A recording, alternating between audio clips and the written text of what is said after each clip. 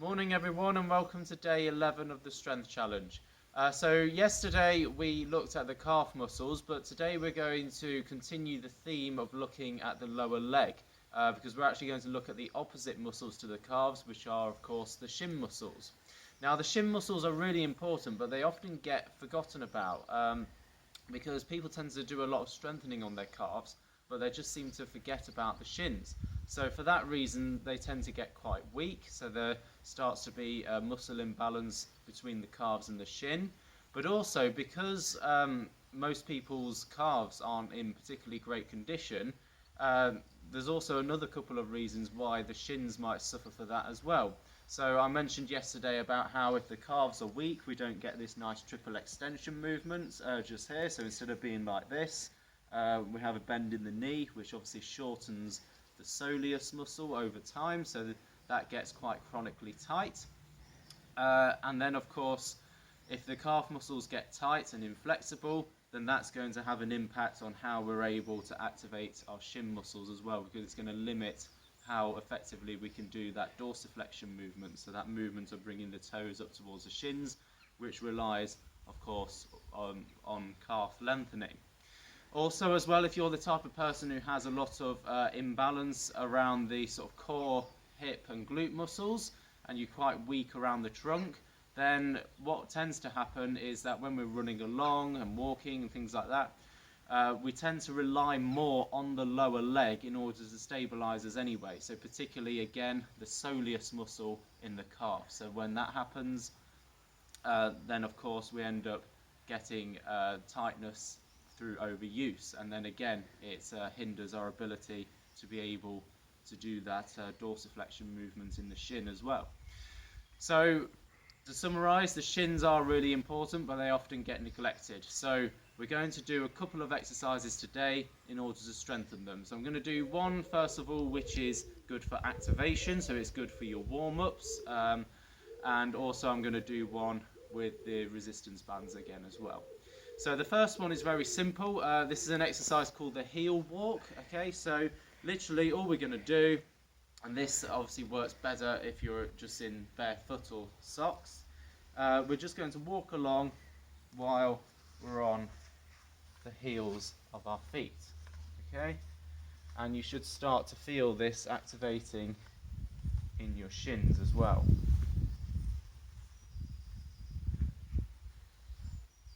So obviously just do this, you don't have to do it for very long because it is just for activation rather than actually strengthening these muscles. So just to get them warmed up and firing before you start running or whatever. But you just do it for up to a couple of minutes, just until you start to feel those shin muscles activating. You should start to feel it on the top of your foot as well. I can start to feel that already.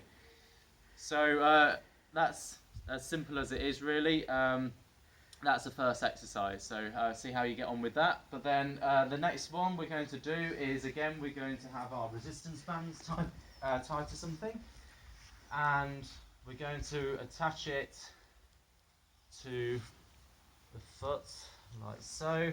So it's a very similar setup to when we did those hip flexor exercises earlier on. And again, we want to start off with a bit of a tension in the band as well. We don't want it to be really nice and loose like that, and we don't want it at full stretch either, because that's going to be too hard. So we want it somewhere in between to begin with. And what we're going to do, instead of obviously doing the hip flexor exercise where we're on our back and bringing our leg up like that, we're going to just sit down and we're just going to exercise the shin muscle. So we're going to bring those toes up towards our shins and back down. Okay, like so. Now a key technical point here that we need to consider is some people might try and compensate by bringing their knee upwards like that, but again that's cheating.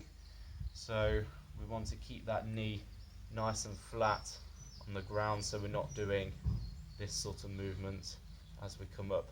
Okay, we want to keep it nice and flat so that the work is just coming from those shin muscles. Okay, so again, I can start to feel this already. So there's a few options you can do here. You can do it to sort of failure and just do one sort of big set on each side. Or another thing that I like to do with this is just to divide it into 3 sets and aim to sort of fail by the end of the 3rd set. So you start off just doing a nice, slow and controlled set.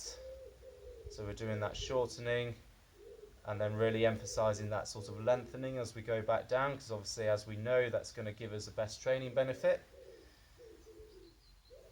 And then I can do another set where I do an isometric contraction at the top, so I hold for about 5 seconds and then slowly come back down, so again utilizing that lengthening contraction.